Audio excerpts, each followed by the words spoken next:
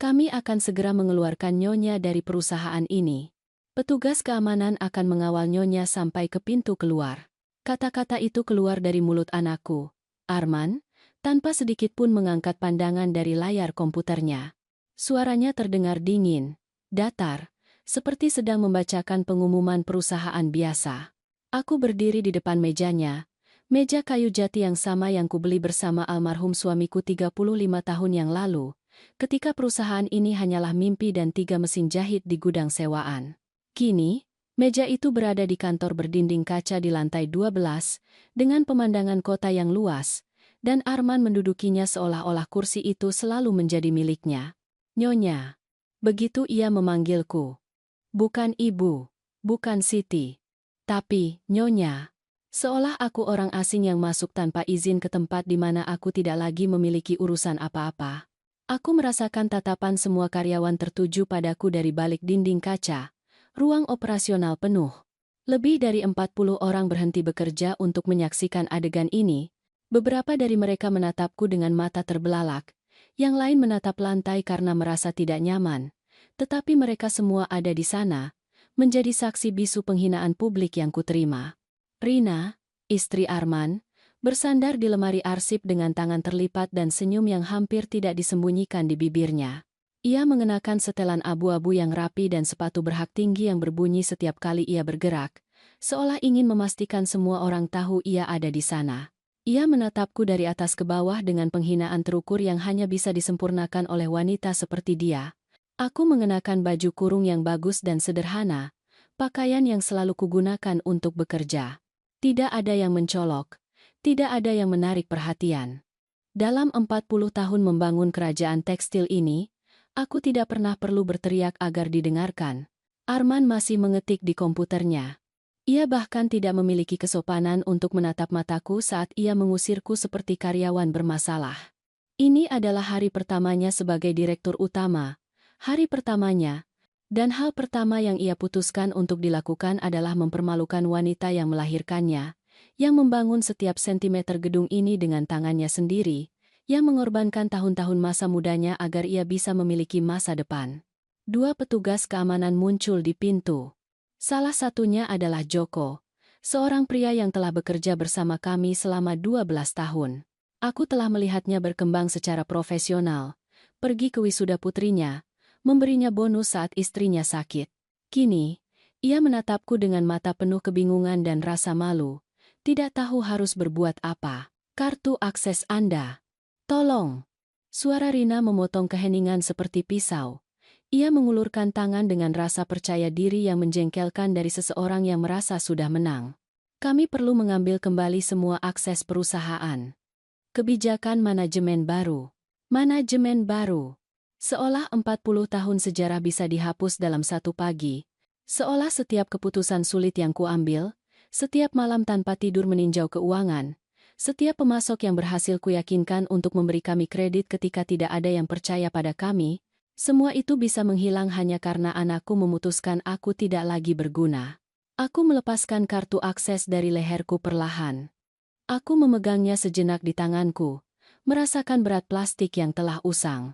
Kartu akses itu memiliki fotoku dari 15 tahun yang lalu, ketika rambutku masih sepenuhnya hitam dan kerutan di sekitar mataku baru mulai terlihat. Perusahaan mencatat keuntungan 39 miliar rupiah per tahun saat itu. Kini, kami mencatat keuntungan 1.131 miliar rupiah. Aku mengambil kartu itu dan meletakkannya perlahan di atas meja, tepat di depan Arman. Ia masih tidak menatapku. Pengecut, itulah dia.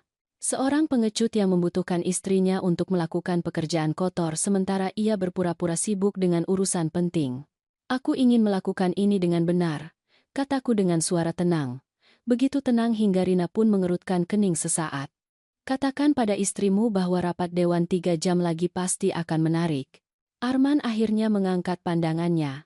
Ada sesuatu di matanya, campuran kebingungan dan kejengkelan, seolah kata-kataku adalah lalat pengganggu yang menginterupsi momen kemenangannya.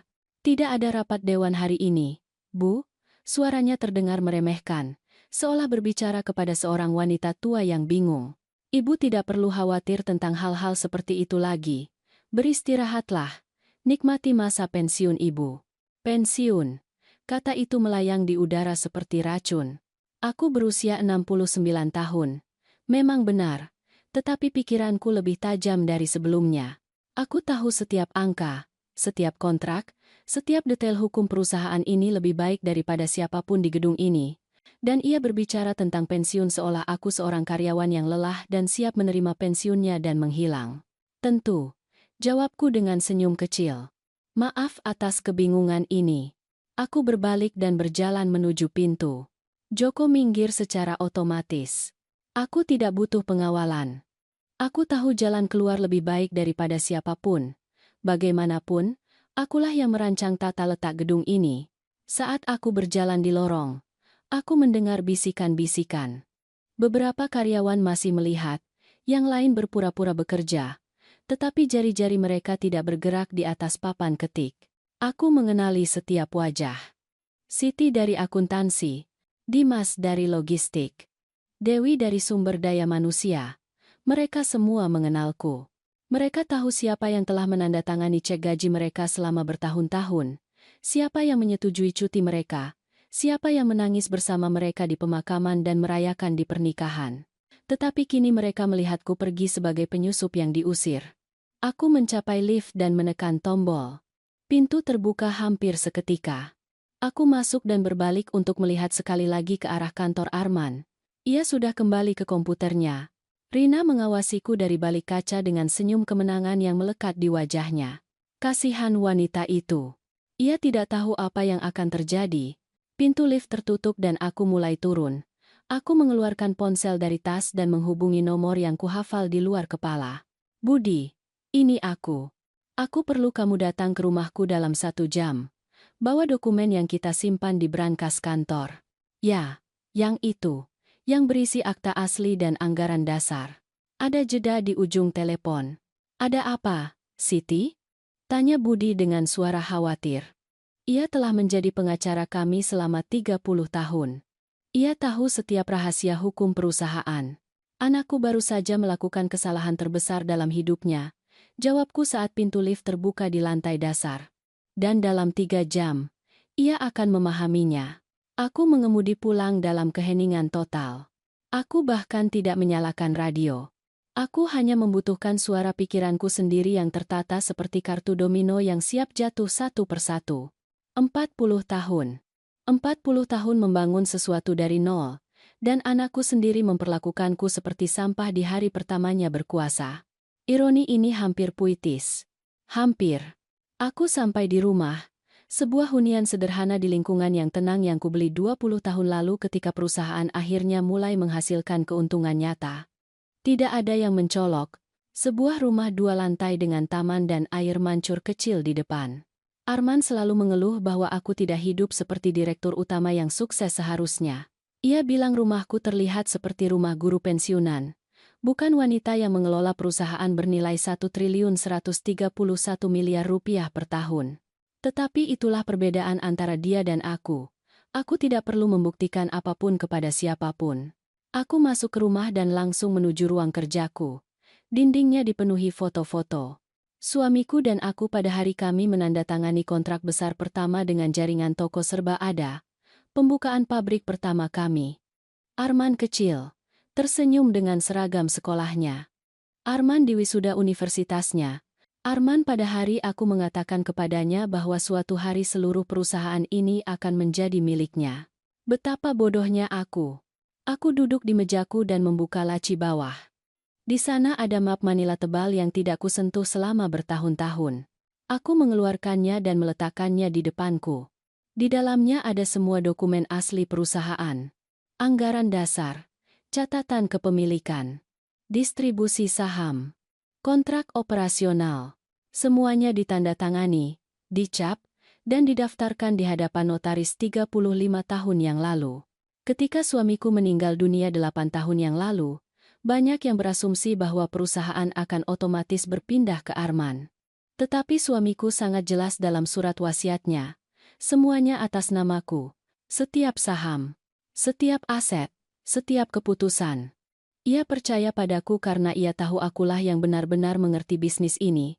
Ia pandai bergaul, karismatik, seorang penjual alami, tetapi aku adalah yang mengelola angka-angka, yang bernegosiasi dengan bank, yang mengambil keputusan sulit yang tidak ingin diambil orang lain. 80% saham terdaftar atas namaku. Arman memiliki 5% yang kuberikan kepadanya ketika ia berusia 30 tahun. Sebuah isyarat simbolis agar ia merasa menjadi bagian dari sesuatu. 15% lainnya didistribusikan di antara 3 anggota dewan, orang-orang loyal yang telah bersama kami sejak awal. Dimas adalah salah satunya. Ia adalah sahabat suamiku dan salah satu investor pertama ketika tidak ada yang percaya pada ide kami.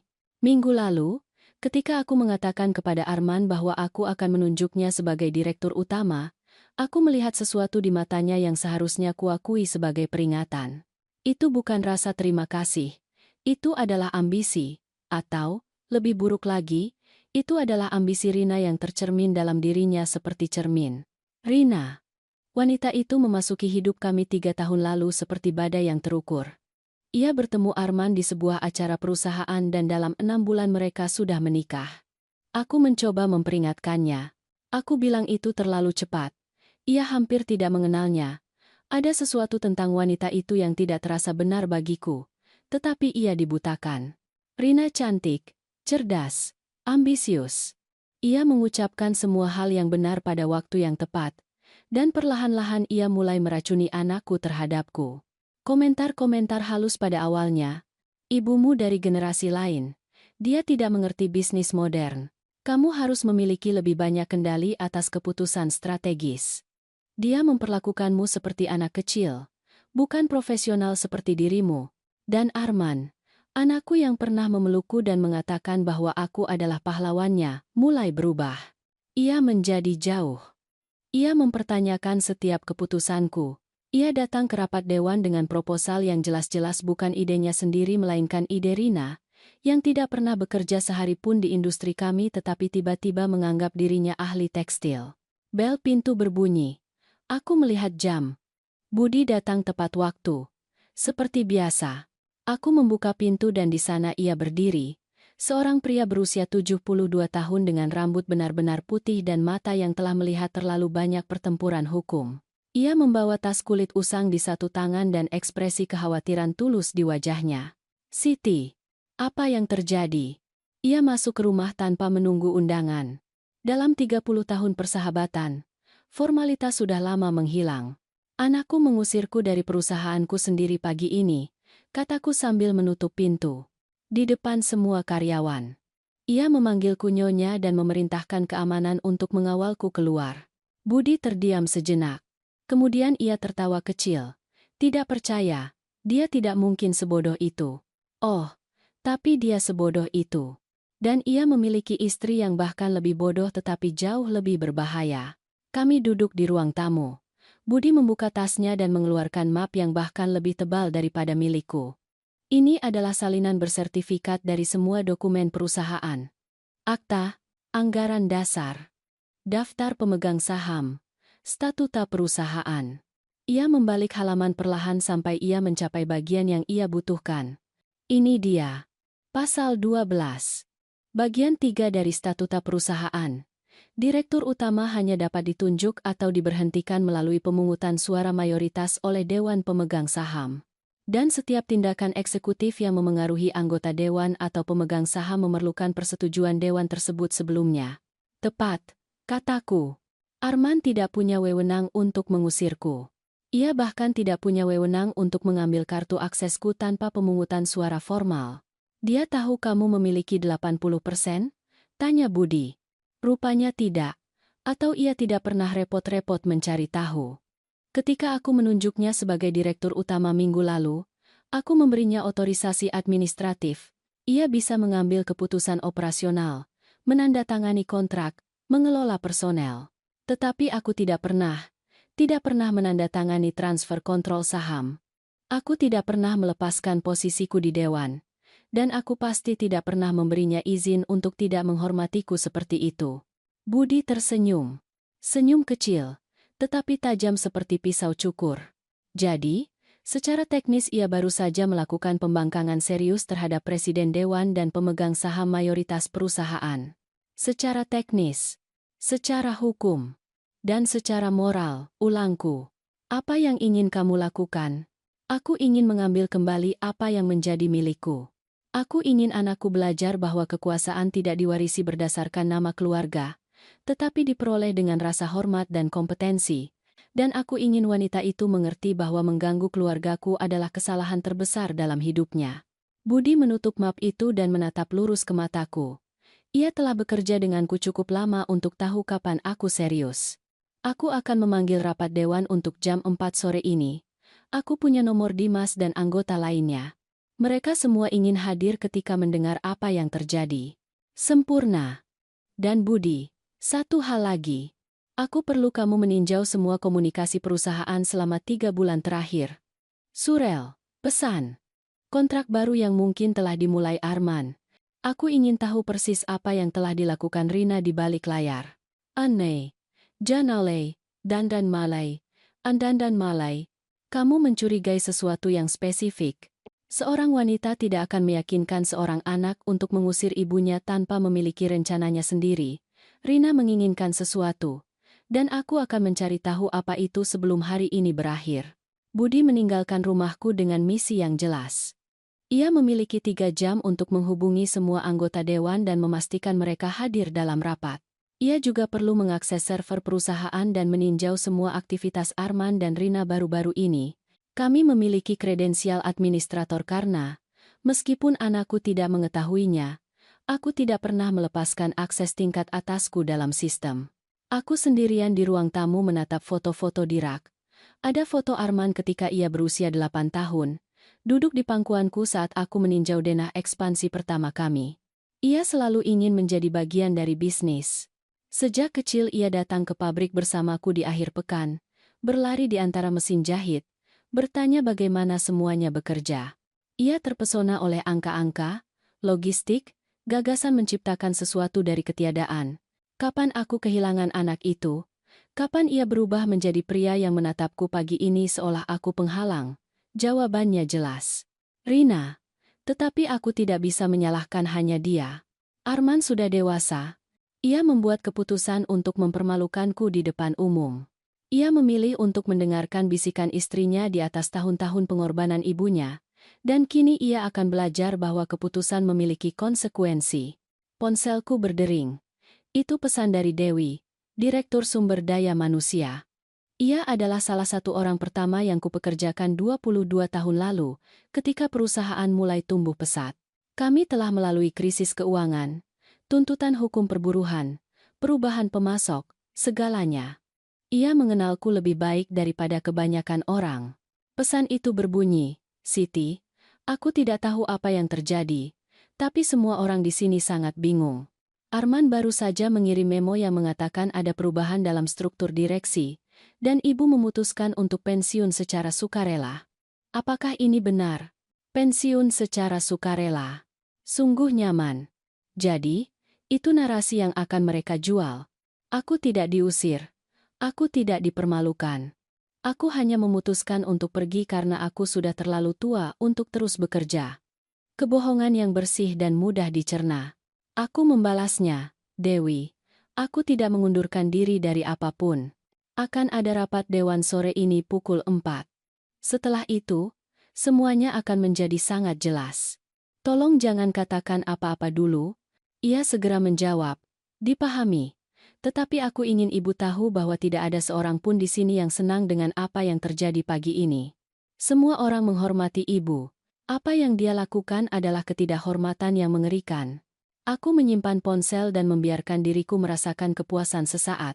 Arman boleh memiliki gelar direktur utama, tetapi aku memiliki sesuatu yang jauh lebih kuat, loyalitas. Orang-orang di perusahaan itu mengenalku. Mereka tahu siapa yang membangun segalanya dari nol. Dan mereka tidak akan melupakannya hanya karena anakku memutuskan untuk menulis ulang sejarah dalam sebuah memo perusahaan. Aku pergi ke dapur dan membuatkan diriku kopi. Aku perlu menjaga pikiran tetap jernih. Sementara air mendidih, aku meninjau setiap langkah dari apa yang akan terjadi dalam beberapa jam ke depan. Budi akan memanggil Dimas, Uriel, dan Siti, 3 anggota dewan selain Arman dan aku. Dengan 80% milikku dan suara gabungan mereka, Aku akan memiliki mayoritas mutlak untuk setiap keputusan. Arman dan 5% miliknya tidak bisa berbuat apa-apa. Tetapi ini bukan hanya tentang angka, ini tentang keadilan. Ini tentang mengajari anakku bahwa rasa hormat bukanlah pilihan, bahwa kesetiaan keluarga memiliki nilai, dan bahwa kekuasaan yang disalahgunakan selalu berakhir menghancurkan orang yang menggunakannya. Kopi sudah siap. Aku menuang secangkir dan kembali ke ruang kerjaku. Aku membuka laptop dan masuk ke sistem keamanan perusahaan. Hal lain yang tidak diketahui Arman, aku memiliki akses penuh ke semua kamera pengawas di gedung itu. Aku bisa melihat secara waktu nyata apa yang terjadi di setiap lantai, setiap kantor, setiap lorong. Aku mencari rekaman pagi ini. Itu dia. Momen tepat ketika aku masuk ke kantornya. Terlihat jelas bagaimana ia bahkan tidak menatapku ketika ia memerintahkan pengusiranku. Terlihat senyum Rina. Terlihat ketidaknyamanan Joko ketika ia harus melaksanakan perintah. Terlihat wajahku yang tenang. Martabatku yang utuh saat aku menyerahkan kartu akses. Aku mengunduh video dan menyimpannya di 3 tempat berbeda. Satu salinan di komputernya, satu di flash drive, dan satu lagi di awan. Bukti tak terbantahkan tentang apa yang sebenarnya terjadi. Kalau Arman mencoba menyangkal semuanya nanti. Ponselku berdering lagi. Kali ini Budi. Aku sudah menghubungi semua orang. Dimas marah besar. Dia bilang dia tidak percaya Arman melakukan hal seperti itu. Uriel dan Siti juga mengonfirmasi kehadiran. Mereka semua akan ada di sana tepat pukul 4. Sempurna. Dan komunikasi? Disinilah yang menarik. Siti, Budi berhenti sejenak. Aku menemukan serangkaian surel antara Rina dan seorang Bapak Dedi. Apa nama itu terdengar familiar? Dedi. Tentu saja terdengar familiar. Dedi adalah pemilik perusahaan tekstil pesaing. Kami telah bersaing selama bertahun-tahun untuk kontrak yang sama, klien yang sama. Ia adalah pria tanpa etika yang telah mencoba membeli perusahaan kami setidaknya 3 kali dalam dekade terakhir. Aku selalu menolaknya. Perusahaan ini tidak untuk dijual. Ya, aku kenal dia. Apa hubungannya Rina dengan Dedi? Dia sedang menegosiasikan penjualan 30% saham perusahaan. Rina menulis kepadanya 2 minggu lalu mengatakan bahwa ia akan segera memiliki akses penuh ke struktur perusahaan dan mereka bisa menutup kesepakatan sebelum akhir bulan. Eta Sam diendu 5 ria. Dedi menawarkan 156 miliar rupiah untuk paket saham itu. Aku merasakan darahku membeku di pembuluh darahku. 156 miliar rupiah. Rina mencoba menjual sebagian perusahaanku kepada pesaing terbesar kami. Dan yang terburuk, saham itu bukan miliknya untuk dijual.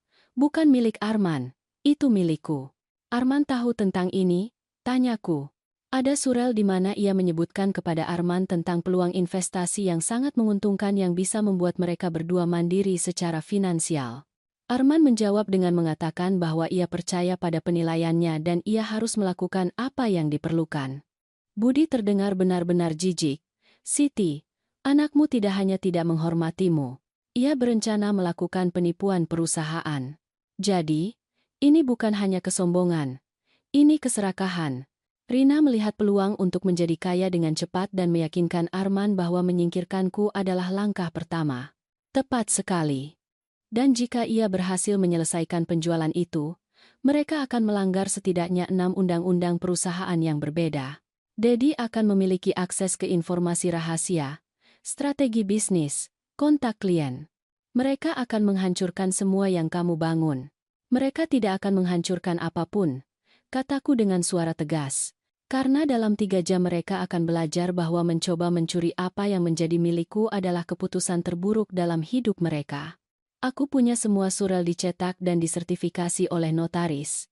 Mereka adalah bukti hukum yang sah dalam setiap proses. Jika kamu mau, aku bisa memulai tindakan hukum terhadap keduanya atas percobaan penipuan. Belum. Aku ingin melihat wajah mereka terlebih dahulu ketika mereka menyadari bahwa mereka kalah.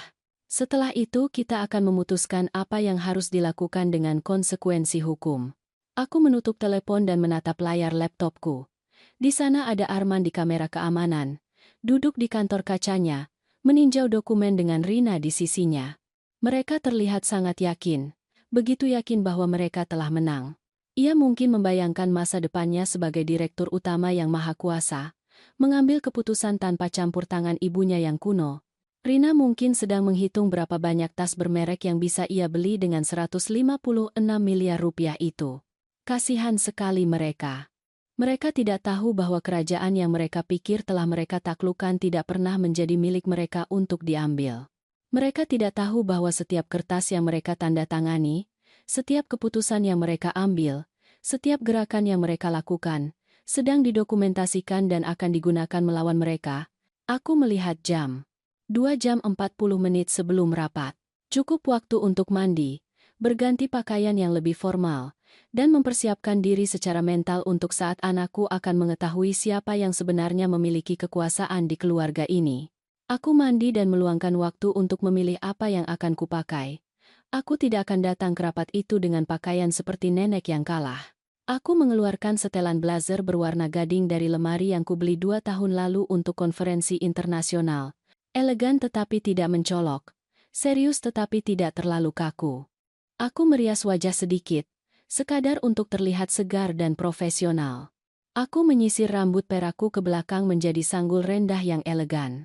Ketika aku melihat ke cermin, aku melihat wanita yang telah membangun sebuah kerajaan, bukan nyonya yang telah diusir pagi itu.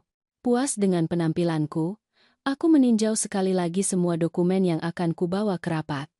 Anggaran dasar asli, daftar distribusi saham, statuta perusahaan, surat wasiat suamiku di mana semuanya atas namaku, rekaman keamanan pagi ini, dan permata mahkota, surel antara Rina dan Dedi yang merencanakan untuk menjual apa yang bukan milik mereka. Aku memasukkan semuanya ke dalam tas kulitku, yang sama yang kugunakan selama 15 tahun. Usang tetapi dapat diandalkan. Seperti diriku. Saat itu pukul 3:20 sore, 40 menit sebelum rapat. Aku memutuskan untuk datang lebih awal. Aku ingin sudah duduk ketika Arman masuk. Aku ingin melihat wajahnya ketika ia melihatku di sana menunggunya seolah tidak ada yang terjadi. Aku mengemudi kembali ke gedung perusahaan. Gedung yang sama tempat aku diusir hanya 6 jam sebelumnya. Aku parkir di tempat biasa, yang bertuliskan namaku di dinding sejak 20 tahun yang lalu. Tidak ada yang menghapus tulisan itu. Siti Cahaya, pendiri. Aku mengambil tasku dan berjalan menuju pintu masuk utama. Satpam di resepsionis adalah orang baru. Ia baru bekerja 3 bulan. Ketika ia melihatku datang, ia ragu sejenak. Nyonya Siti, saya. Mereka bilang Anda. Aku datang untuk rapat dewan, kataku dengan suara ramah tetapi tegas. Sudah dijadwalkan pukul 4 di ruang rapat lantai 12. Pria muda itu melihat komputernya. Bingung. Saya tidak punya catatan. Telepon Budi Santika, pengacara perusahaan. Dia akan mengonfirmasi. Satpam itu menelepon. Aku mendengar suara Budi di ujung telepon menjelaskan situasinya. Pria muda itu mengangguk beberapa kali.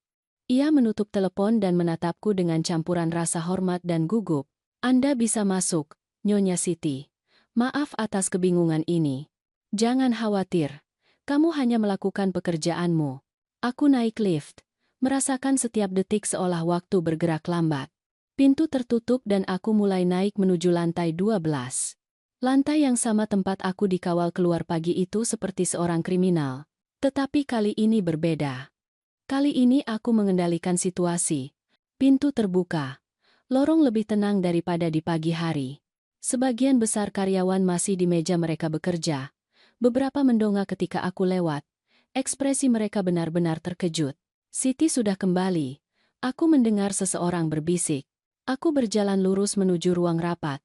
Ruangan besar dengan meja kayu mahoni yang bisa menampung 20 orang. Jendela dari lantai ke langit-langit dengan pemandangan kota. Dan layar canggih di dinding. Kami telah menginvestasikan 2.600.000.000 rupiah untuk merenovasi ruangan itu 3 tahun lalu. Budi sudah ada di sana, mengatur dokumen di atas meja. Ketika ia melihatku masuk, ia tersenyum. Kamu datang lebih awal. Aku ingin siap. Apakah sudah ada orang lain yang datang? Dimas sedang dalam perjalanan. Dia meneleponku 10 menit yang lalu. Uriel dan Siti akan tiba tepat pukul 4. Mereka marah besar, Siti. Semua orang marah dengan apa yang dilakukan Arman. Aku duduk di tempat biasaku, di kepala meja. Tempat yang telah kududuki selama 40 tahun di setiap rapat penting. Aku meletakkan tasku di depanku dan mengeluarkan map yang diatur berdasarkan topik. Semuanya harus sempurna. Tidak boleh ada kesalahan. 5 menit kemudian, Dimas tiba. Ia adalah pria berusia 74 tahun. Tinggi, dengan janggut putih yang rapi dan mata biru yang selalu terlihat seperti sedang mengevaluasi segalanya. Ia telah menjadi mitra diam suamiku sejak awal, yang menaruh 130 juta rupiah pertama ketika tidak ada yang percaya pada ide kami. Kini pria itu memiliki 5% saham dan merupakan salah satu sekutuku yang paling loyal. Siti, katanya sambil memelukku erat, aku tidak percaya apa yang dilakukan anak itu. Ayahnya pasti malu. Aku tahu. Tapi hari ini kita akan memperbaikinya. Tentu saja kita akan memperbaikinya. Maafkan bahasaku, tapi anak itu perlu belajar sopan santun. Uriel tiba 3 menit kemudian. Ia lebih muda dari Dimas, baru 62 tahun. Tetapi ia telah bekerja bersama kami sejak kami membuka pabrik kedua. Ia memiliki 3% saham dan mengelola seluruh rantai pasokan internasional kami. Ia adalah seorang jenius logistik dan salah satu pria paling jujur yang kukenal. Ini keterlaluan, katanya begitu ia masuk. Aku telah menerima telepon dari karyawan sepanjang sore menanyakan apa yang terjadi. Tidak ada yang mengerti mengapa mereka mengusir pendiri dari perusahaannya sendiri. Sebentar lagi semuanya akan masuk akal. Janjiku. Siti adalah yang terakhir datang. Ia adalah satu-satunya wanita selain aku di dewan. Ia memiliki 2% saham dan mengelola semua keuangan kami. Ia adalah akuntan bersertifikat, berusia 58 tahun, dan memiliki reputasi yang sempurna di industri ini. Jika Siti bilang angka-angka itu cocok, maka cocok. Jika ia bilang ada sesuatu yang mencurigakan, maka ada sesuatu yang mencurigakan. Aku meninjau keuangan sore ini setelah Budi meneleponku, katanya sambil duduk. Ada pergerakan aneh di rekening selama 15 hari terakhir. Transfer kecil ke rekening yang tidak kukenal. Pembayaran kepada konsultan eksternal yang tidak pernah kita setujui. Seseorang memindahkan uang tanpa izin dewan. Aku punya teori tentang itu, kata Budi sambil menyerahkan salinan surel antara Rina dan Dedi. Siti membaca dalam diam. Ekspresinya berubah dari kebingungan menjadi ketidakpercayaan dan akhirnya menjadi kemarahan murni. Wanita ini sedang mempersiapkan penjualan perusahaan sedikit demi sedikit. Konsultan eksternal ini mungkin adalah pengacara Dedi yang melakukan uji tuntas tanpa sepengetahuan kita. Tepat, konfirmasiku. Rina meyakinkan Arman bahwa menyingkirkanku adalah langkah pertama untuk mengambil kendali penuh. Mereka tidak memperhitungkan bahwa aku masih pemilik sah dari 80% perusahaan ini.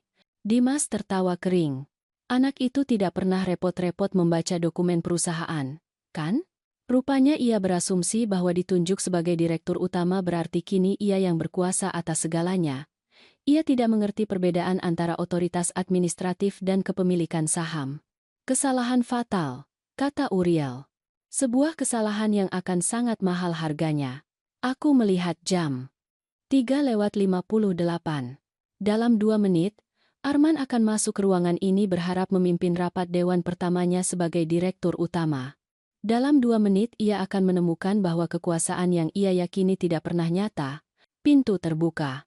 Arman masuk lebih dulu, mengenakan jas hitam mahal, rambut disisir ke belakang dengan gel, senyum puas di wajahnya.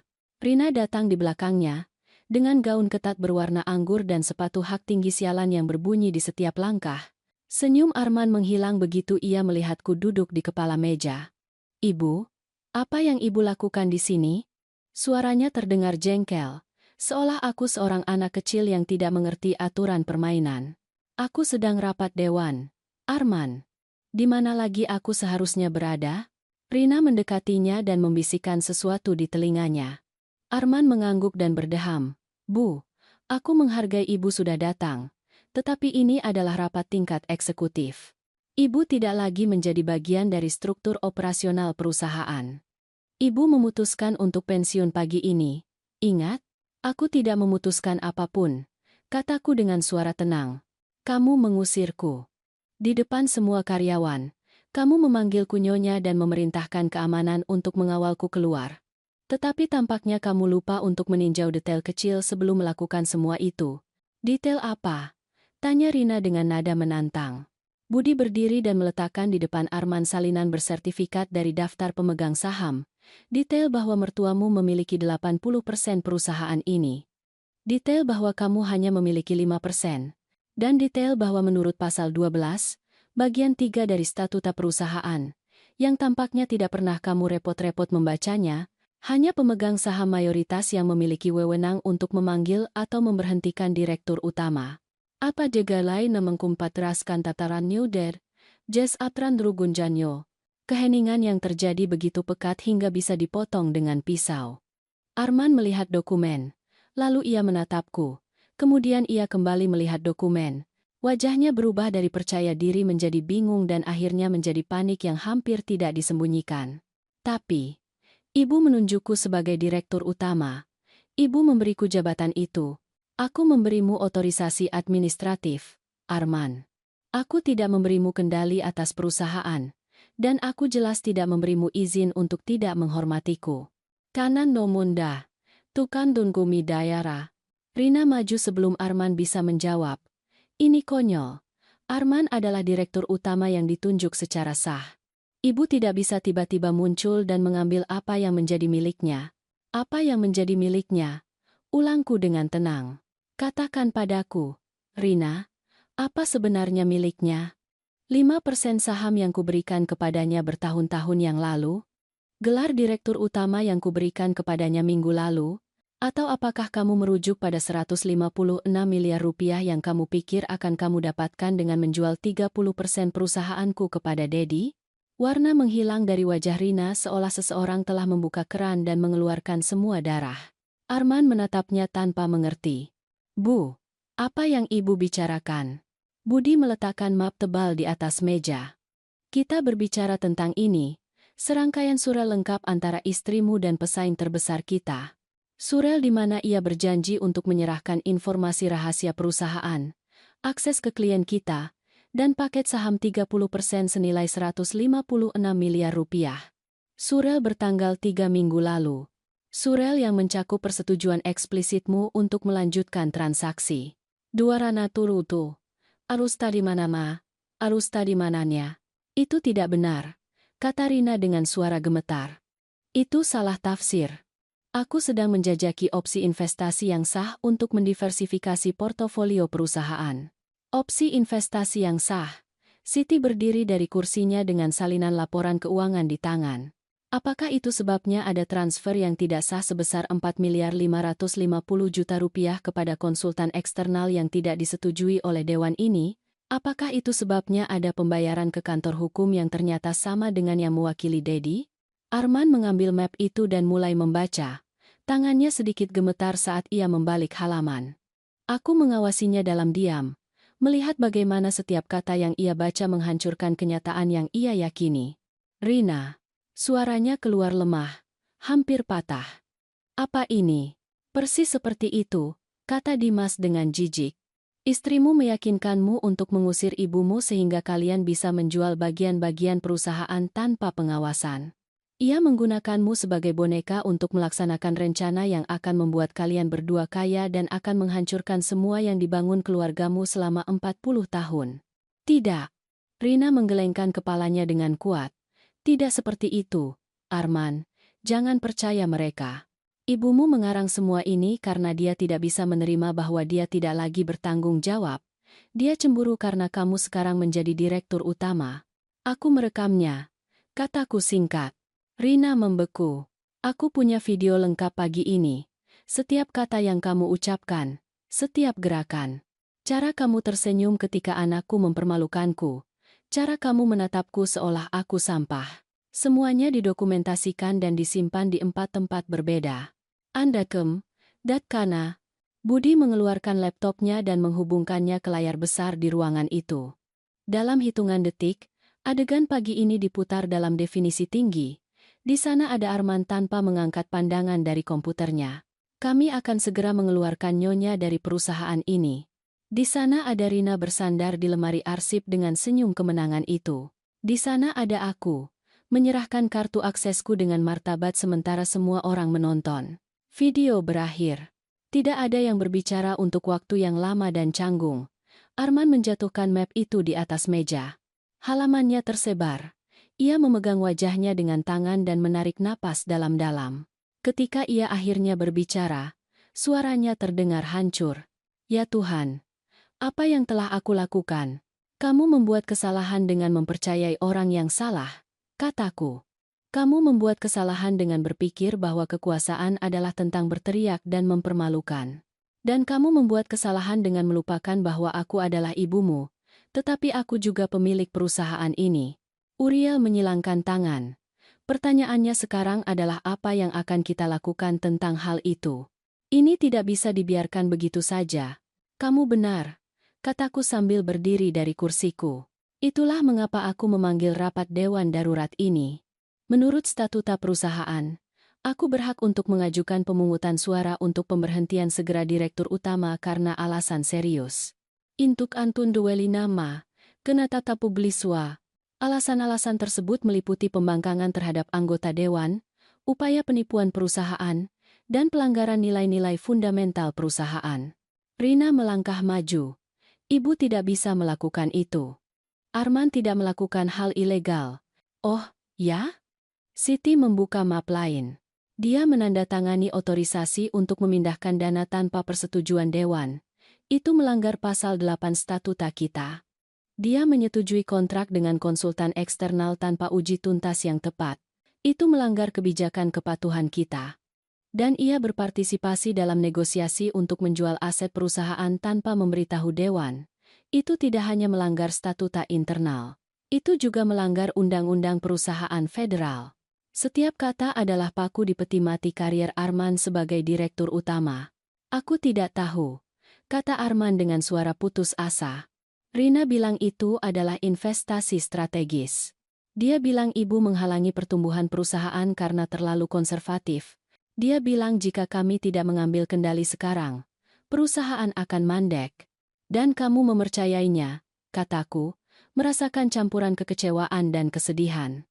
Kamu mempercayai seorang wanita yang kamu kenal selama 3 tahun di atas ibu yang membesarkanmu selama 45 tahun.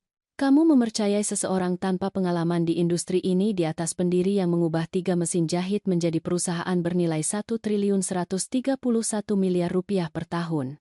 Aja darian ontriku nama Yunari Bulanisca. Itu akan akuran demana. Arman tidak punya jawaban untuk itu. Ia hanya menundukkan kepalanya. Saya mengusulkan pemberhentian segera Arman Siti sebagai direktur utama, kata Dimas secara formal. Dan saya mengusulkan pengusiran permanen Rina Arman dari semua fasilitas perusahaan dan larangan kontak apapun dengan karyawan atau urusan perusahaan. Saya mendukung mosi tersebut, kata Uriel. Saya juga, tambah Siti. Budi mencatat. Baik. Menurut daftar pemegang saham, kita memiliki 80% dari Siti, 5% dari Dimas, 3% dari Uriel, 2% dari Siti, dan 5% dari Arman. Agar mosi disetujui, kita memerlukan persetujuan setidaknya 60% suara. Semua orang menatap Arman. Secara teknis ia bisa memilih. 5% miliknya tidak akan mengubah hasil akhir karena aku sendiri sudah cukup untuk menyetujui apapun, tetapi ini adalah masalah prinsip. Bagaimana kamu memilih, Arman? Tanya Budi. Anakku menatapku. Ada air mata di matanya. Untuk pertama kalinya dalam beberapa bulan, aku melihat anak laki-laki yang dulu, bukan pria sombong yang telah ia jadikan dirinya. Maaf, Bu. Saya sangat menyesal. Itu tidak menjawab pertanyaan, kataku, menjaga suaraku tetap tegas meskipun hatiku hancur di dalam. Saya memilih setuju, bisiknya. Saya memberhentikan diri saya sendiri. Rina terkesiap. Arman, kamu gila. Kamu tidak bisa mengundurkan diri begitu saja. Ya, aku bisa, katanya tanpa menatapnya. Dan seharusnya aku melakukannya sejak kamu memintaku mengusir ibuku. Seharusnya aku menyadari bahwa aku melakukan kesalahan terbesar dalam hidupku. Pemungutan suara dengan suara bulat kalau begitu, kata Budi sambil menulis di buku catatannya. Arman diberhentikan sebagai direktur utama efektif segera. Rina dilarang memasuki fasilitas dan dilarang berhubungan dengan urusan perusahaan. Keputusan ini dicatat dalam risalah resmi Dewan. Rina menatapku dengan kebencian murni di matanya. Ini tidak akan berakhir di sini. Aku akan menuntut. Aku akan membawa ini ke setiap media yang kutemukan. Aku akan menghancurkan reputasi perusahaan ini. Kamu bisa mencobanya, kataku dengan tenang. Tetapi aku punya rekaman, surel, laporan keuangan, dan kesaksian dari 5 anggota dewan yang mengonfirmasi upaya penipuan. Kamu punya 2 pilihan. Tanda tangani perjanjian kerahasiaan sekarang juga dan pergi dari sini dengan sedikit martabat atau hadapi tuntutan pidana karena konspirasi untuk melakukan penipuan perusahaan. Kamu yang memutuskan. Rina membuka mulutnya untuk menjawab, tetapi Budi sudah menyiapkan dokumen. Ia menyelipkannya di atas meja ke arahnya. Ini adalah perjanjian kerahasiaan dan non-pengungkapan. Kamu menandatangani ini. Kamu berjanji untuk tidak berbicara secara publik tentang urusan internal perusahaan, dan sebagai gantinya kami tidak mengajukan tuntutan pidana terhadapmu. Kamu punya 30 detik untuk memutuskan. Ini pemerasan, desis Rina. Tidak, ini belas kasihan, kata Dimas. Jika saya berada di posisi Siti, Anda sudah berbicara dengan polisi. Tapi dia lebih murah hati daripada yang pantas Anda dapatkan. Alam parti. Kelasiharakumala antuk kurnas, kelasiharakumala karena suara kandang. Rina menatap Arman mencari dukungan. Ia masih duduk dengan kepala tertunduk, tidak menatapnya. Akhirnya, ia mengambil pena yang ditawarkan Budi dan menandatangani dokumen itu dengan goresan yang keras dan cepat. Ia melemparkan pena itu ke atas meja. Semoga kamu bangga pada dirimu sendiri. Kamu menghancurkan masa depan anakmu sendiri demi ego. Aku tidak menghancurkan apapun, jawabku. Kalian berdua mencoba mencuri apa yang bukan milik kalian dan sekarang menghadapi konsekuensinya. Perbedaannya adalah aku membangun kerajaan ini dengan kerja jujur. Kalian mencoba mengambilnya dengan kebohongan dan pengkhianatan. Rina mengambil tasnya dan berjalan menuju pintu. Sebelum keluar, ia berbalik ke Arman sekali lagi.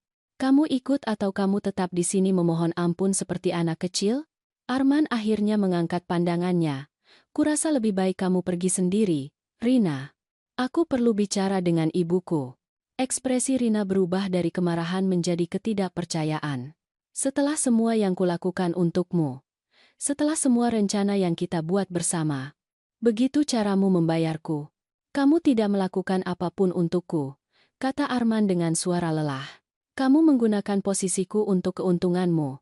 Kamu mengubahku menjadi seseorang yang tidak kukenal, dan kamu hampir menghancurkan hubunganku dengan ibuku dalam prosesnya. Jadi, ya, kurasa lebih baik kamu pergi. Rina tertawa pahit. Kamu pengecut. Sama seperti ayahmu mungkin. Keluarga pecundang yang sentimental. Arbani Manduala, Karni Mesarca Lagari. Budi berdiri dari kursinya dengan ekspresi serius. Nyonya, saya sarankan Anda pergi sekarang sebelum saya menambahkan pencemaran nama baik ke daftar masalah hukum yang sudah Anda miliki. Rina keluar sambil membanting pintu. Suara itu bergema di ruang rapat seperti guntur. Tidak ada yang berbicara selama beberapa detik. Akhirnya, Dimas memecah keheningan. Bagus.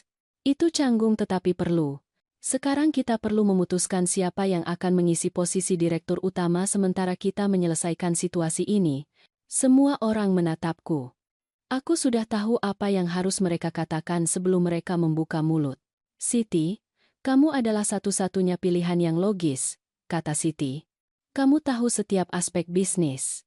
Kamu memiliki pengalaman. Kamu memiliki rasa hormat dari karyawan. Secara hukum, sebagai pemegang saham mayoritas, kamu memiliki hak penuh. Aku menggelengkan kepala. Tidak. Aku tidak akan kembali sebagai direktur utama permanen.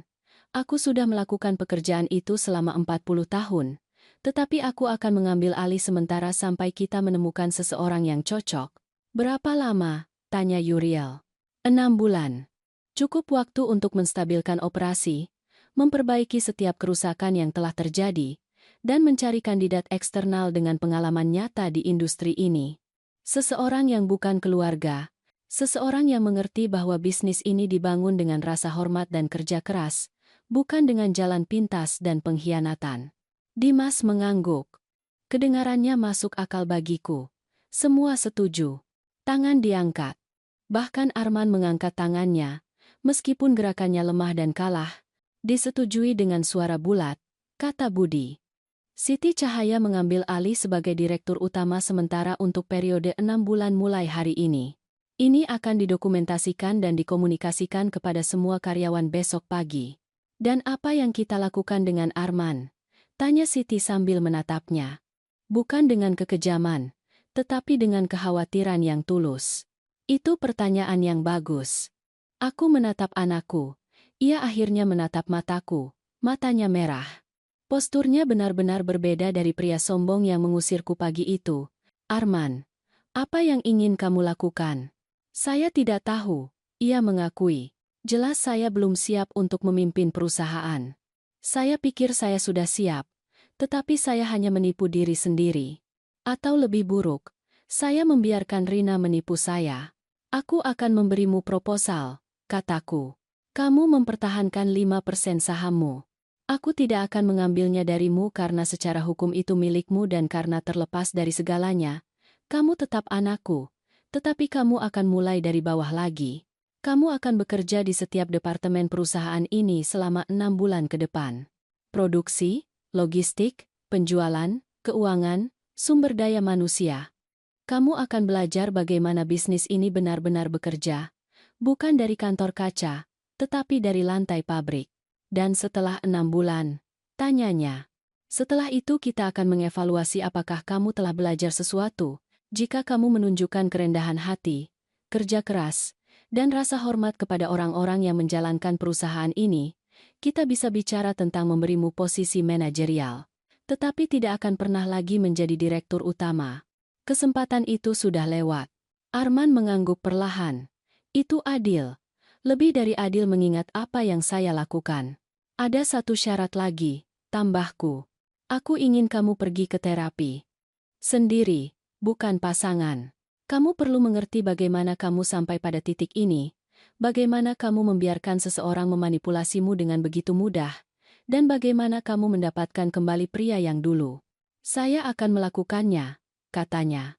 Saya janji. Ara, kana lukutoan gandara. Takias idiam aranian daranung. Dimas berdeham. Jika diizinkan, saya ingin menambahkan sesuatu. Arman, ayahmu adalah sahabatku. Aku melihatnya membangun bisnis ini bersama ibumu dari nol. Dia juga membuat kesalahan. Kita semua membuat kesalahan. Tetapi dia selalu memiliki kerendahan hati untuk mengakuinya dan belajar darinya. Jika kamu benar-benar ingin menghormati ingatannya, itulah jalannya. Arman menyeka matanya dengan punggung tangan. Terima kasih, Dimas. Saya akan mengingatnya. Alahapan delagut anjan kadang. Rapat berlanjut 1 jam lagi saat kami membahas detail logistik. Bagaimana mengomunikasikan perubahan kepada karyawan. Bagaimana menangani rekening yang telah dikompromikan Rina. Bagaimana menghubungi Dedi dan menjelaskan kepadanya bahwa setiap kesepakatan yang ia yakini dengan kami dibatalkan secara permanen. Budi akan mengambil inisiatif hukum di bidang itu, memastikan bahwa Dedi mengerti bahwa setiap upaya untuk menggunakan informasi yang telah diberikan Rina akan mengakibatkan tuntutan hukum besar-besaran. Ketika kami akhirnya selesai. Hari sudah hampir pukul 7 malam. Siti, Uriel, dan Dimas mengucapkan selamat tinggal. Mereka memelukku satu persatu sebelum pergi. Kita akan melewati ini, kata Siti. Perusahaan ini telah selamat dari krisis ekonomi, pandemi, perubahan pasar. Ini juga akan selamat dari ini. Ketika semua orang pergi, hanya tersisa Budi, Arman, dan aku di ruang rapat. Budi mengemasi dokumennya dalam diam, memberi kami ruang. Sebelum pergi, ia meletakkan tangan di bahuku. Kamu melakukan hal yang benar, Siti. Itu sulit, tetapi itu benar. Terima kasih, Budi, untuk segalanya. Ia mengangguk dan keluar, menutup pintu dengan lembut di belakangnya. Aku sendirian dengan anakku. Keheningan di antara kami pekat, penuh dengan hal-hal yang tidak terucapkan. Tahun-tahun jarak emosional yang telah berubah menjadi jurang pagi ini.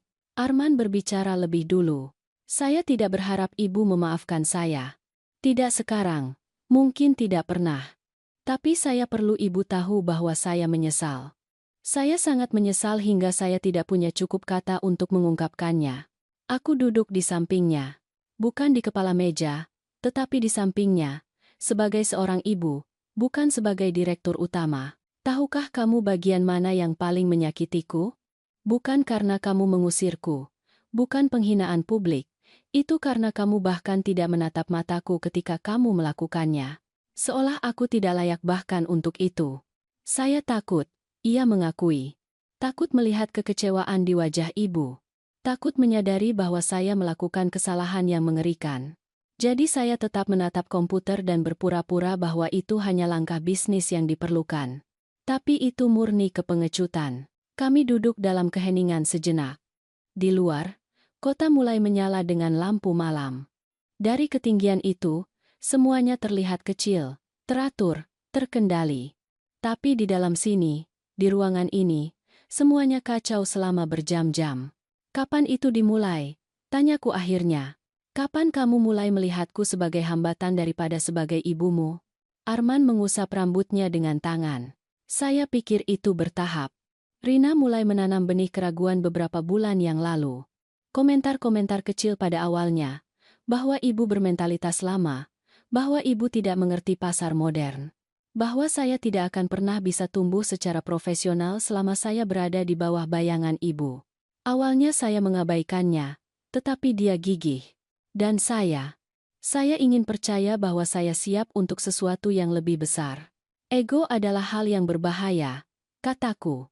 Terutama ketika seseorang tahu persis bagaimana memberinya makan. Seharusnya saya melihatnya. Tanda-tanda semuanya ada di sana. Cara dia selalu punya pendapat tentang keputusan perusahaan. Meskipun dia tidak pernah bekerja di industri ini, cara dia terus-menerus bertanya tentang pemegang saham dan struktur hukum. Cara dia menjauhkan saya dari ibu sedikit demi sedikit hingga praktis kami berhenti berbicara di luar pekerjaan. Dan ketika ibu menunjuk saya sebagai direktur utama, dia melihat kesempatannya. Ya, dia bilang ini adalah waktu kami. Bahwa jika kami tidak mengambil kendali total sekarang, kami tidak akan pernah mandiri. Bahwa ibu tidak akan pernah pensiun secara sukarela dan saya harus tegas. Membuat pernyataan otoritas sejak hari pertama. Atar menadimansihan, iher bunasa tarmando tahari. Dan pernyataan otoritas itu harus mempermalukanku di depan umum? Arman menutup mata. Dia bilang jika saya memperlakukan ibu dengan lembut, karyawan akan berpikir ibu masih berkuasa. Bahwa saya perlu membangun dominasi segera agar semua orang mengerti bahwa ada kepemimpinan baru.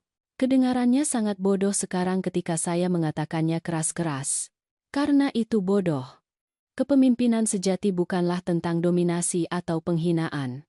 Ini tentang rasa hormat yang diperoleh, keputusan yang benar, menjaga orang-orang yang bekerja untukmu.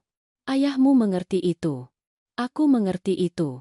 Tetapi kamu membiarkan dirimu diyakinkan bahwa kekuasaan adalah tentang berteriak lebih keras daripada yang lain. Ibu benar. Dan sekarang saya kehilangan segalanya. Posisi saya, pernikahan saya, rasa hormat ibu. Kamu tidak kehilangan segalanya. Kataku lembut. Kamu masih memiliki kesempatan untuk belajar. Kamu masih memiliki kesempatan untuk menjadi pria yang diinginkan ayahmu. Tetapi itu akan membutuhkan kerja nyata. Itu akan membutuhkan kerendahan hati. Dan itu akan membutuhkan kamu untuk menerima bahwa kamu mungkin tidak akan pernah mencapai tingkat yang kamu pikir pantas kamu dapatkan. Saya mengerti. Dan saya akan melakukannya. Saya janji. Kami duduk sebentar lagi. Akhirnya aku berdiri. Sudah larut. Sebaiknya kamu pulang dan beristirahat. Besok akan menjadi hari yang panjang. Aku akan mengomunikasikan perubahan kepada semua karyawan dalam pertemuan umum pukul 9 pagi. Apa ibu yakin? Suaranya terdengar tidak yakin. Mereka perlu melihatmu. Mereka perlu melihatmu menerima konsekuensi dari tindakanmu. Dan mereka perlu melihatmu berkomitmen untuk menjadi lebih baik. Itu bagian dari proses. Arman mengangguk dan berdiri. Kami berjalan bersama menuju lift. Sebelum pintu terbuka, ia berbalik ke arahku. Bu, apakah ibu pikir suatu hari ibu bisa memaafkan saya? Aku menatap matanya. Aku sudah memaafkanmu, Arman, Karena kamu adalah anakku dan akan selalu begitu. Tetapi pengampunan tidak berarti hal-hal kembali seperti semula. Itu berarti aku bersedia memberimu kesempatan untuk mendapatkan kembali kepercayaanku. Itu sepenuhnya terserah kamu. Pintu lift terbuka. Ia masuk dan berbalik untuk menatapku sekali lagi sebelum pintu tertutup. Terima kasih karena tidak menyerah pada saya. NBN10 Daj. Kenak 7. Angan Bangka. Pintu tertutup dan aku sendirian di lorong. Aku berjalan kembali ke tempat yang dulunya kantor Arman. Kantorku sekarang. Setidaknya untuk 6 bulan ke depan. Aku duduk di kursi di belakang meja kayu jati yang kokoh dan memandang kota melalui jendela. 40 tahun.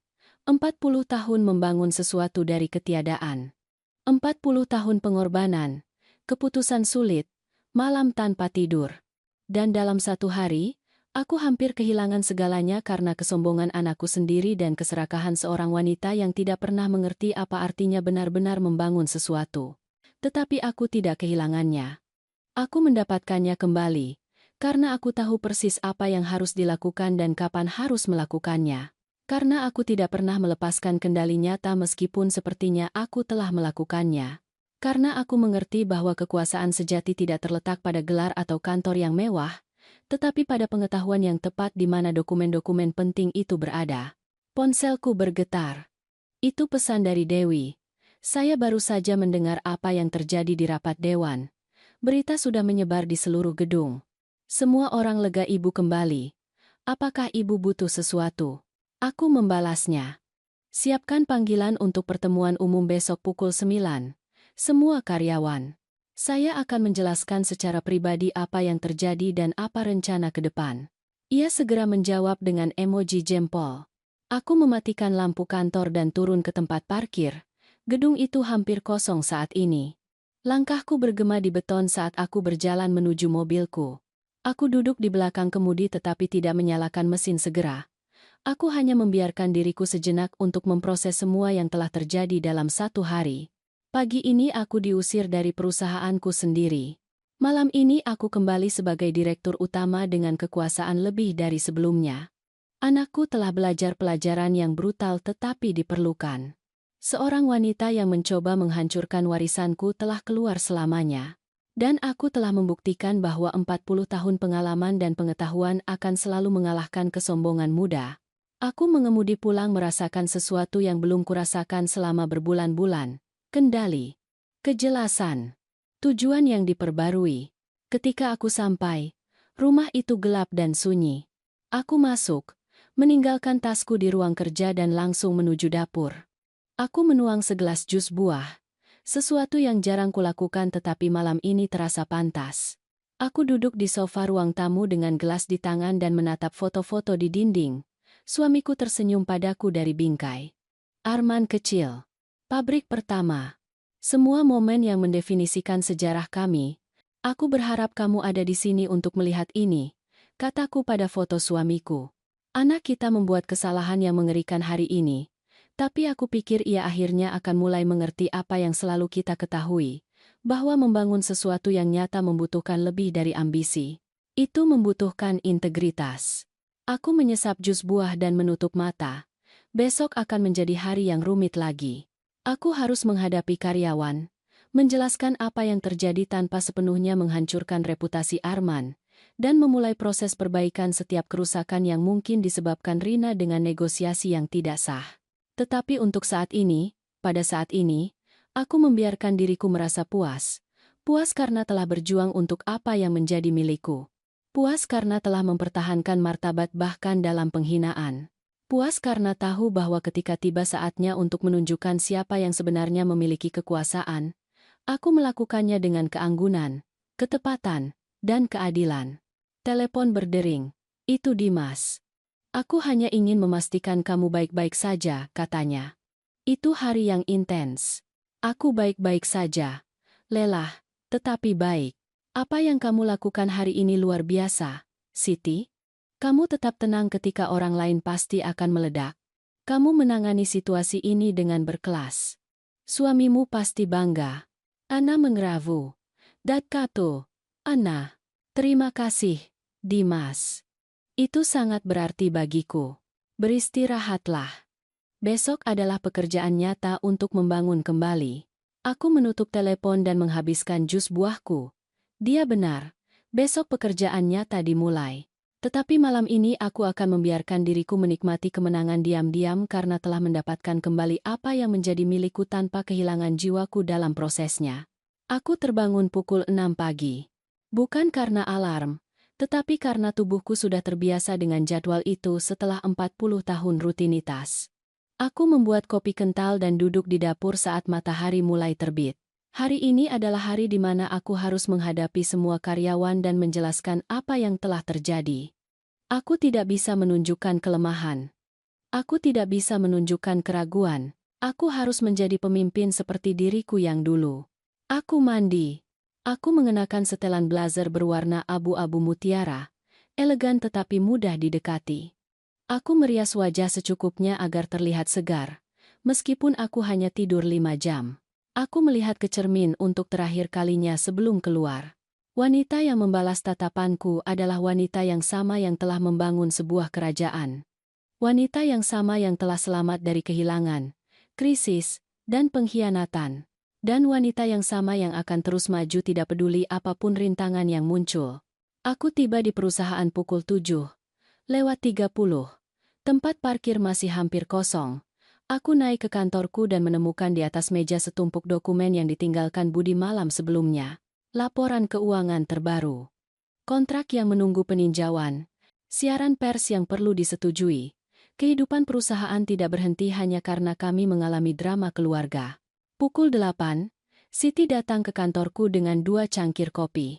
Aku bawakan ini untukmu. Kamu akan membutuhkan kafein tambahan untuk rapat. Terima kasih. Bagaimana suasana di bawah? Tegang. Semua orang tahu sesuatu yang besar terjadi kemarin, tetapi tidak ada yang punya detail lengkap. Ada rumor yang beredar. Beberapa mengatakan Arman mengundurkan diri secara sukarela. Yang lain mengatakan ada kudeta perusahaan. Salah satunya yang sangat kreatif menyarankan Rina mencoba meracunimu. Aku tertawa meskipun semuanya. Yah, secara metaforis dia memang mencoba meracuniku. Hanya saja dia menggunakan ambisi anakku daripada arsenik. Apakah kamu sudah tahu apa yang akan kamu katakan? Aku akan mengatakan yang sebenarnya. Jelas tanpa semua detail yang menjijikan, tetapi kebenaran pada akhirnya. Bahwa ada kesalahpahaman tentang otoritas dan struktur perusahaan. Bahwa keputusan dibuat tanpa persetujuan dewan yang tepat. Bahwa aku tidak pernah mengundurkan diri dari posisiku.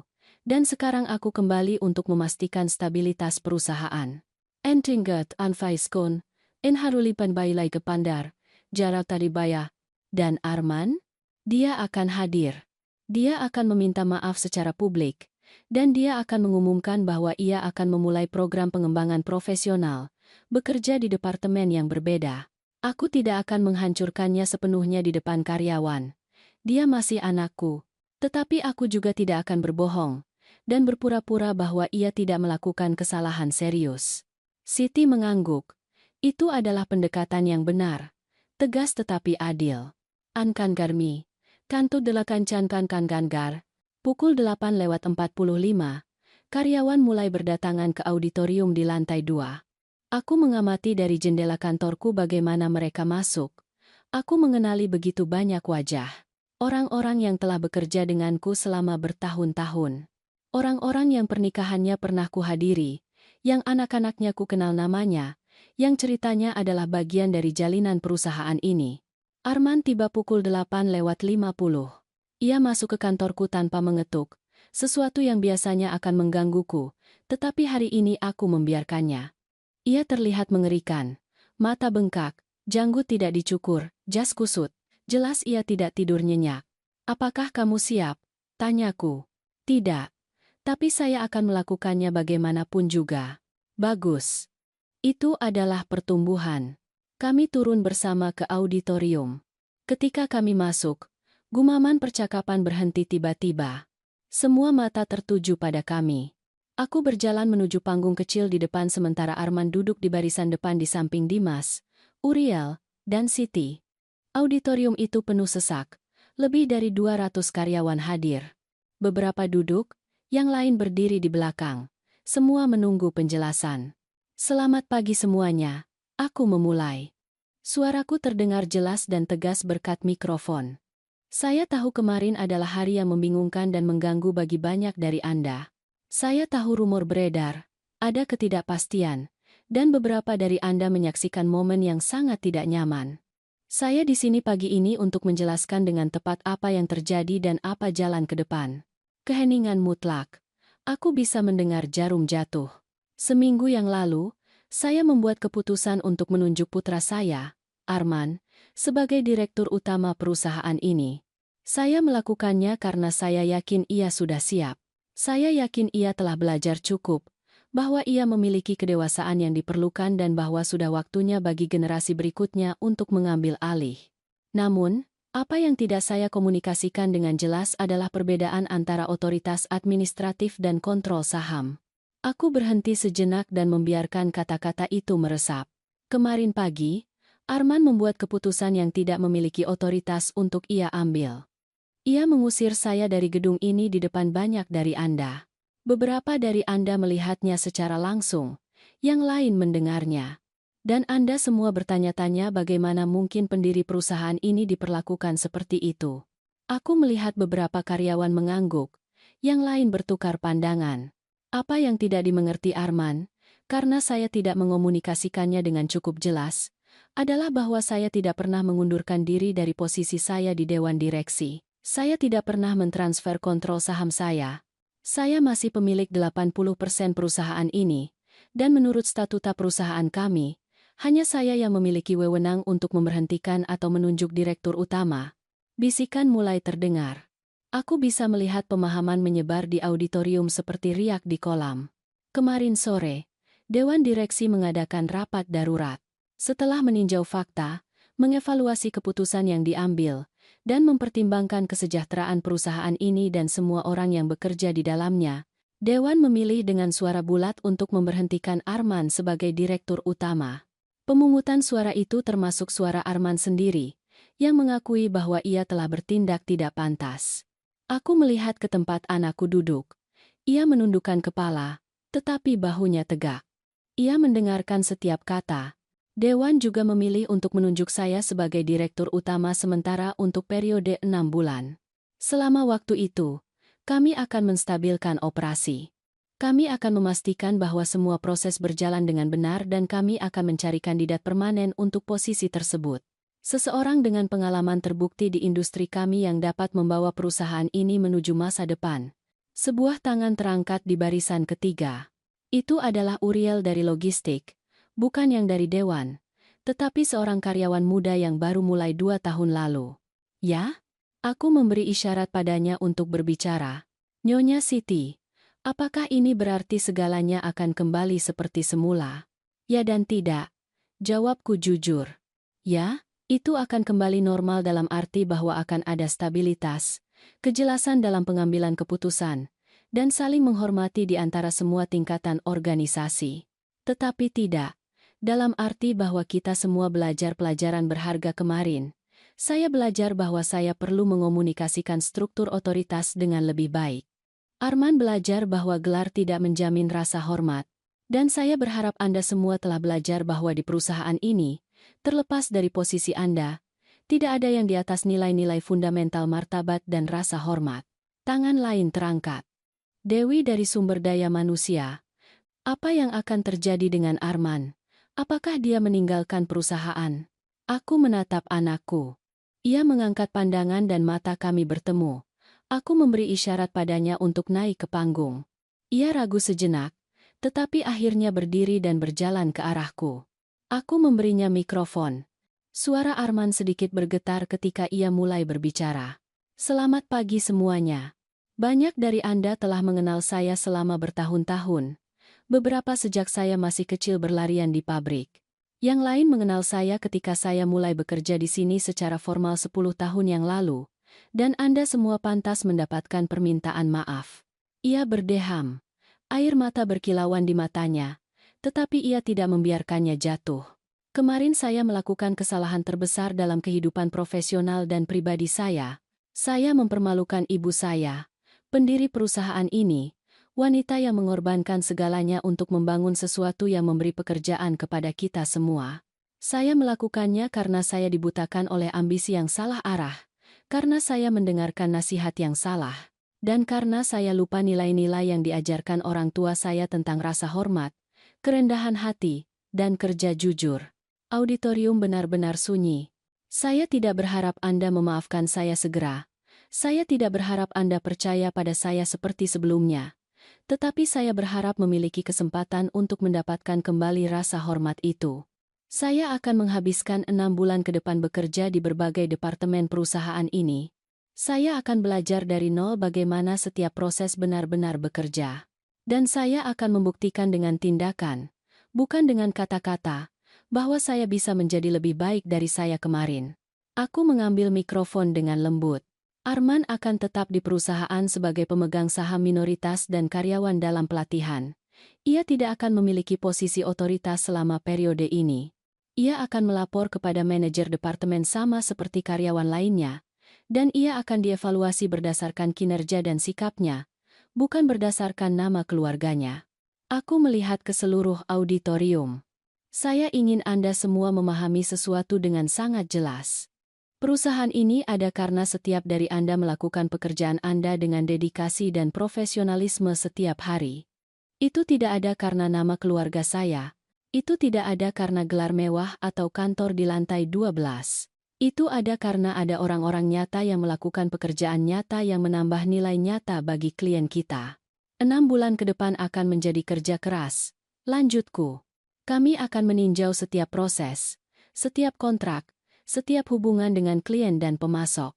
Kami akan memastikan bahwa perusahaan ini berada di posisi yang paling solid, dan kami akan melakukannya bersama, sebagai tim yang selalu kita ada. Aku melihat kepala mengangguk di seluruh auditorium. Ketegangan yang memenuhi ruangan ketika aku masuk mulai menghilang perlahan. Jika ada yang memiliki pertanyaan atau kekhawatiran selama periode transisi ini, pintu saya terbuka, secara harfiah. Anda tidak perlu janji temu. Jika ada sesuatu yang mengkhawatirkan Anda tentang pekerjaan Anda, tentang arah perusahaan atau tentang apapun yang berkaitan dengan kesejahteraan Anda di sini, saya ingin mendengarnya langsung dari Anda. Seorang wanita tua di belakang mengangkat tangan dengan malu-malu. Itu adalah Dewi, salah satu operator mesin jahit paling berpengalaman yang kami miliki. Ia telah bekerja bersama kami 32 tahun. Ya Dewi. Nyonya Siti. Saya hanya ingin mengatakan bahwa kami semua di bagian produksi sangat senang Ibu kembali. Kemarin kami sangat bingung dan khawatir. Ibu selalu memperlakukan kami dengan rasa hormat dan keadilan. Itu memberi kami kedamaian pikiran mengetahui Ibu kembali memimpin. Kata-katanya menyentuhku sangat dalam. Terima kasih, Dewi. Dan saya ingin kamu dan semua orang di produksi tahu bahwa pekerjaan Anda aman. Tidak akan ada PHK. Tidak akan ada restrukturisasi drastis. Yang akan ada adalah stabilitas dan pertumbuhan yang bertanggung jawab. Tangan lain terangkat. Itu adalah Joko, petugas keamanan yang harus mengawalku keluar sehari sebelumnya. Nyonya Siti. Saya hanya ingin meminta maaf atas apa yang terjadi kemarin. Saya hanya mengikuti perintah, tetapi saya merasa sangat tidak enak melakukannya. Under 16 Arage, Joko. Kamu tidak perlu meminta maaf atas apapun.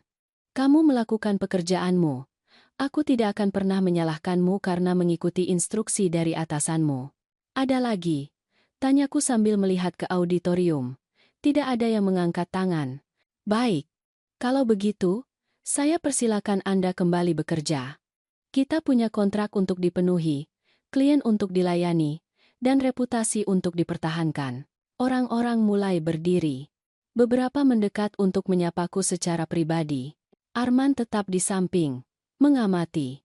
Tidak ada yang mendekatinya secara langsung, tetapi juga tidak ada yang menunjukkan permusuhan terbuka. Hari-hari berikutnya sangat intens.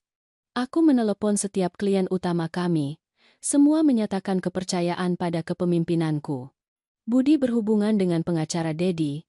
Seperti yang kami prediksi, ia menandatangani perjanjian non-pengungkapan. Masalah selesai. Rina mencoba menghubungi Arman beberapa kali. Ia mengabaikan semua panggilannya. Aku menyarankan ia memblokir setiap komunikasi di masa depan. Ia melakukannya. Senin berikutnya, Arman muncul di pabrik pukul 7 pagi mengenakan celana jeans dan kemeja kerja. Supervisor produksi segera menyuruhnya bekerja. Tanpa hak istimewa, tanpa perlakuan khusus. Aku sesekali melewati lantai produksi. Aku melihat Arman berjuang dengan mesin yang belum pernah ia operasikan. Aku melihat keringat di dahinya saat ia mengangkat gulungan kain. Tetapi aku juga melihat tekad. Ia tidak mengeluh sekalipun. Dewi menghentikanku suatu hari di lorong. Anak Anda berusaha keras, Nyonya Siti. Awalnya kami pikir ia hanya akan bertahan beberapa hari, tetapi ia berada di sini setiap pagi tepat waktu. Ia mengajukan pertanyaan. Ia menerima koreksi. Bulan-bulan berlalu. Perusahaan stabil sepenuhnya. Arman menyelesaikan rotasinya di produksi dan pindah ke logistik. Uriel melaporkan bahwa ia belajar dengan cepat. Kemudian datanglah penjualan, di mana ia belajar betapa sulitnya mempertahankan hubungan bisnis berdasarkan kepercayaan. Di bulan kelima, kami menemukan kandidat yang sempurna untuk direktur utama, seorang wanita bernama Putri dengan 25 tahun pengalaman di industri ini. Aku memperkenalkannya kepada Dewan dan semua setuju. Suatu malam, 2 minggu sebelum masa jabatanku sebagai direktur utama sementara berakhir, Arman mengetuk pintu kantorku. "Apakah ibu punya waktu sebentar?" tanyanya. "Tentu." "Masuk." Ia duduk di depan mejaku. Ia terlihat berbeda dari 6 bulan yang lalu, lebih rendah hati. "Saya ingin berterima kasih," katanya. "Terima kasih karena tidak menyerah pada saya. Terima kasih karena memberi saya kesempatan ini untuk benar-benar belajar bagaimana perusahaan ini bekerja. Dan terima kasih karena telah mengajari saya bahwa kepemimpinan sejati tidak ada hubungannya dengan berteriak atau mempermalukan. Keripan Anda jana, mandir menarus sandari, keripan tandar menarus. Kamu telah bekerja keras, Arman. Kamu telah menunjukkan komitmen nyata. Saya bangga akan hal itu. Saya telah menjalani terapi seperti yang ibu minta. 2 sesi seminggu. Saya belajar banyak tentang diri saya sendiri, tentang bagaimana saya membiarkan ego mengaburkan penilaian saya. Itu adalah pekerjaan yang sulit. Lebih sulit daripada apapun yang telah kamu lakukan di perusahaan ini. Saya tahu. Tapi saya pikir saya akhirnya mengerti apa yang ibu dan ayah selalu tahu. Bahwa kekuasaan sejati tidak perlu diumumkan. Itu hanya ada." Aku tersenyum. "Ayahmu pasti bangga mendengarmu mengatakan itu." Kami berjalan bersama menuju lift. Sebelum pintu terbuka, Arman memelukku.